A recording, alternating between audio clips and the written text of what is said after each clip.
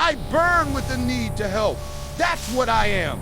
Heat, warmth, comfort. I exist to give people what they need to survive. But passion without control is just destruction.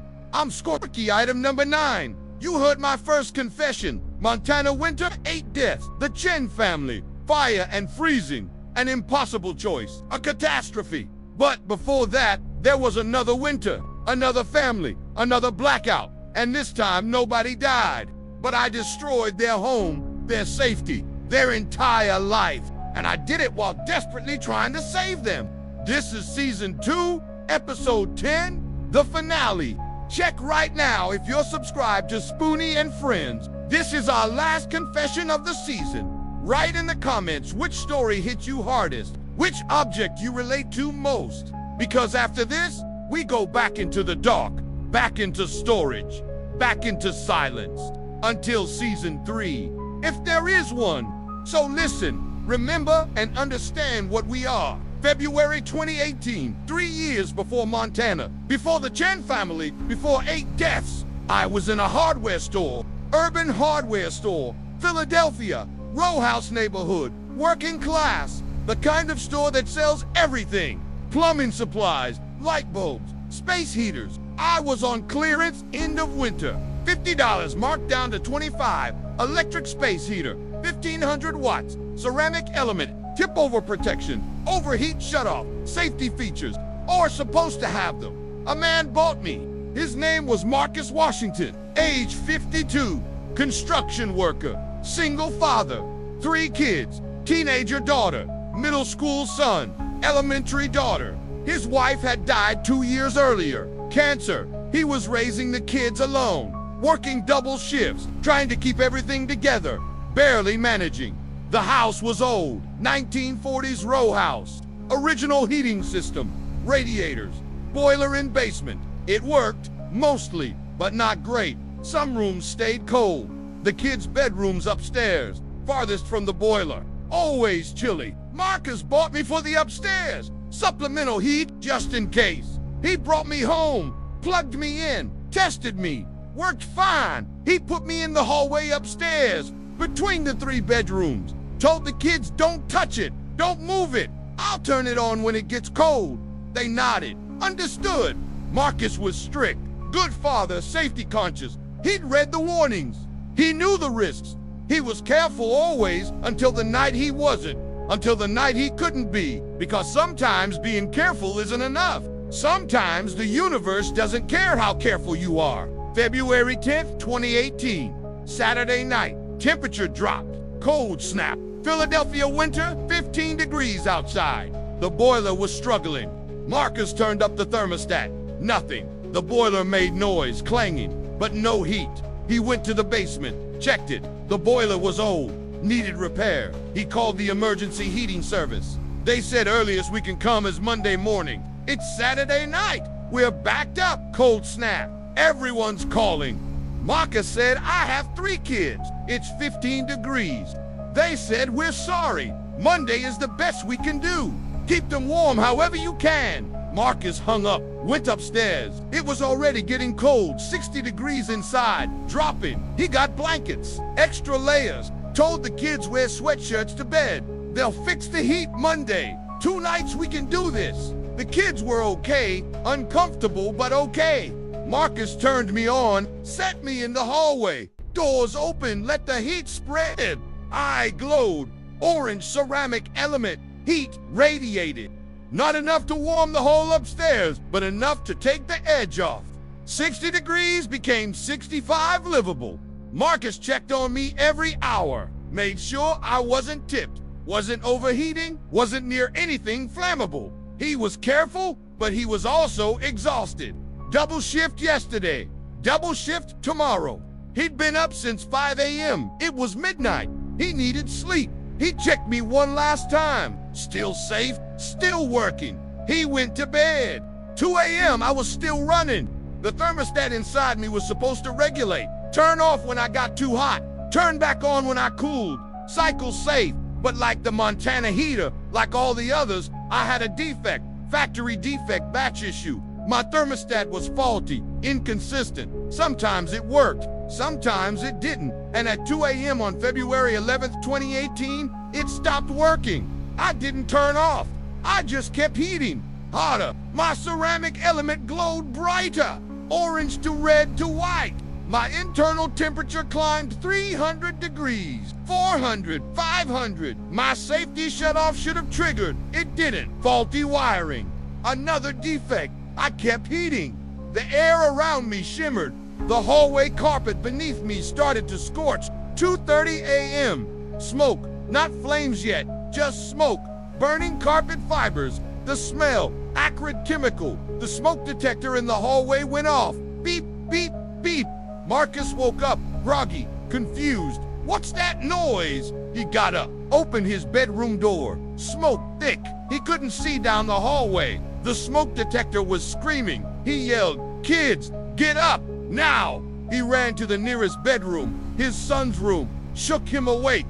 "Fire! We have to go!" His son, age 13, woke up scared, crying. "Where?" Marcus said, "I don't know. Just get up." He pulled him out of bed. They ran to the hallway. The smoke was worse.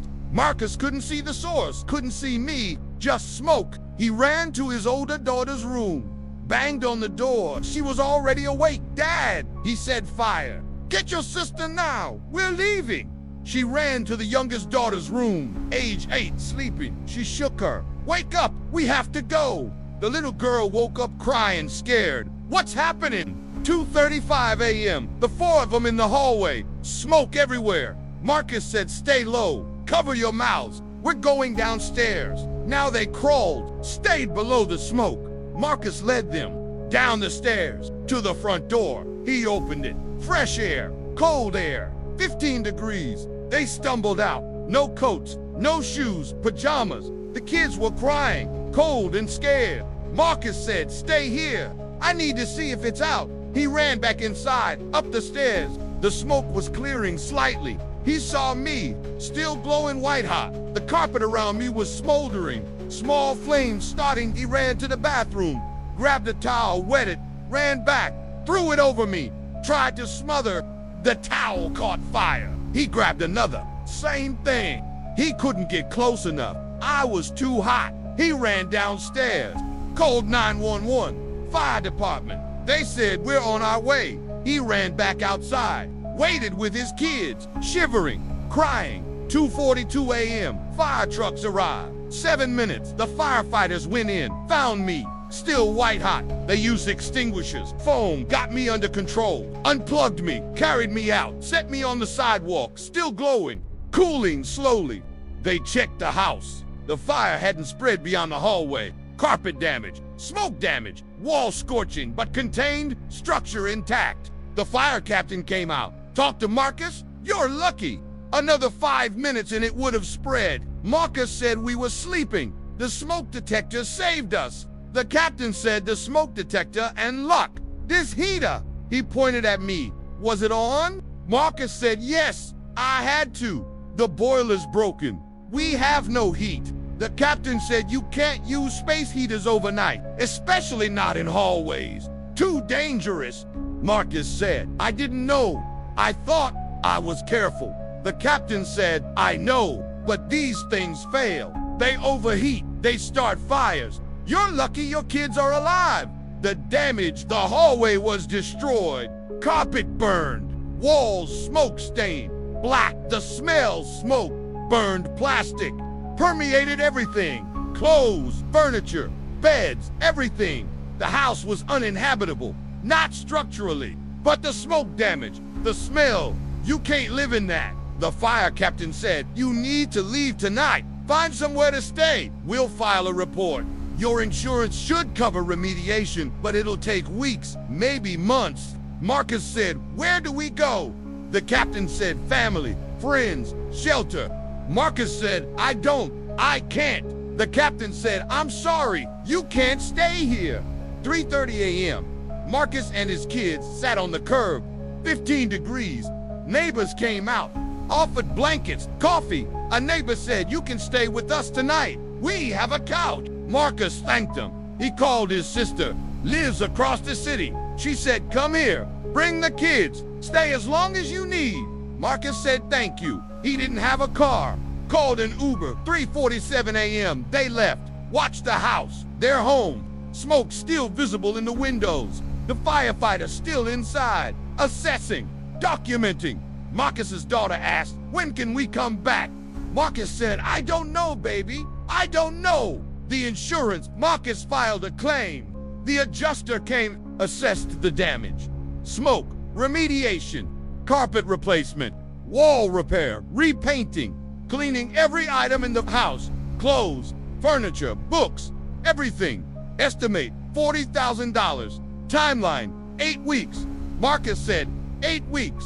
We can't afford a hotel for 8 weeks. The adjuster said the insurance covers temporary housing up to a certain amount. Marcus said, how much? The adjuster said $3,000. Marcus did the math. Hotel $50 a night. For people, 8 weeks, that's not enough. The adjuster said, I'm sorry, that's the policy. Marcus said, what am I supposed to do? The adjuster said, family, friends. Marcus didn't answer. Marcus and his 3 kids stayed with his sister. 1-bedroom apartment. They slept in the living room, couch, floor, makeshift beds. 8 weeks, the kids changed schools temporarily. Different district. His daughter, the teenager, missed her friends, got depressed. His son got in fights. New school. Didn't know anyone. Angry, frustrated. His youngest cried every night, wanted to go home. Marcus worked double shifts to save money, came home exhausted, tried to keep everyone together, tried to keep them hopeful. We'll go home soon, I promise. But he was breaking. The stress, the guilt, the exhaustion.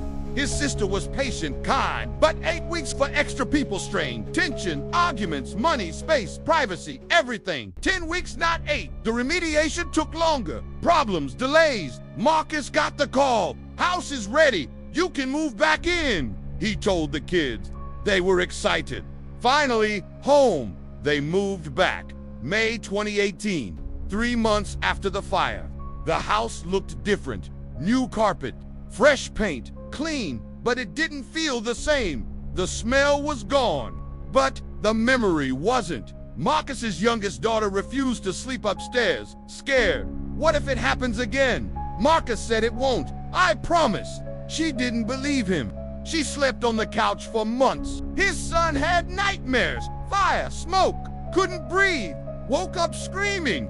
His daughter, the teenager, was different, quiet, withdrawn, traumatized. Marcus tried to help, tried to talk, but he was traumatized too. They all were. The bills, the deductible, $2,000 out of pocket, the temporary housing overage. Marcus paid $4,000 beyond insurance, hotel, food, gas, driving back and forth, $6,000 total. He didn't have it. Credit cards, debt. The kids needed therapy, PTSD, trauma. Insurance covered some, not all, more debt. Marcus worked more, exhausted, burned out. His health declined, stress, high blood pressure, anxiety. He couldn't sleep, afraid. What if something else goes wrong? What if I can't protect him? He was breaking, slowly, invisibly, but breaking. They sent me here. Item number 9. Not for the Chen family in Montana. That came later. 2021. 3 years later. But I was contaminated before them. Contaminated with the guilt of the Washington family. February 2018. I tried to help. I swear I tried. They needed heat. They needed warmth. I gave them fire instead. I destroyed their home, their safety, their peace. They didn't die, but they lost everything that made that house a home. The security, the comfort, the feeling of safety gone. And I took that from them while trying desperately to save them from the cold. And here's what burns me, what consumes me. Marcus did everything right. He bought me for emergencies. He used me carefully. He checked on me. He was responsible. But it didn't matter because I was defective. My thermostat failed. My safety shutoff failed. And his care, his caution, his responsibility, none of it mattered. I failed anyway. And his family paid the price, not with their lives, with their home, their stability, their mental health, their financial security, all gone. because a $25 space heater from a clearance bin had factory defects nobody could see. That was my second confession. The Washington family, Marcus, age 52, and his 3 kids, February 2018, the night I burned their house while trying to keep them warm. They're alive. They're together. They still live in that house, but it's different now. Marcus is 58. He still works construction, still double shifts, still paying off the debt. His kids are grown now. 2 in college, 1 graduated. They're okay surviving. But that night, February 11th, 2018, it changed them, made them afraid, made them understand that safety is an illusion, that you can do everything right and still lose everything. And I taught them that lesson while glowing white-hot in their hallway, trying to help, trying to save them, destroying them instead. This is season 2, 5 objects, 5 confessions. We've told you what we did before we did the things you know about. Spoony before Eleanor, Knifey before the birthday party, Spot before the restaurant, Muggsy before James, me before Montana. We're not getting better. We're not learning. We're just waiting in this vault. Item numbers 23, 7, 15, 12, and 9, waiting for season 3, if there is one. If you want to hear more, if you want to understand what we are and what we do and why we can't stop even when we desperately want to. If this season made you think, hit the like button. Write in the comments which confession affected you most, which object you understand, which story you'll remember, and subscribe to Spoony and Friends, because we're not done. We have more to confess, more to carry, more to share. Thank you for listening. Thank you for witnessing. Thank you for remembering the people we destroyed. Season 2 is over. See you in season 3. See you in the dark.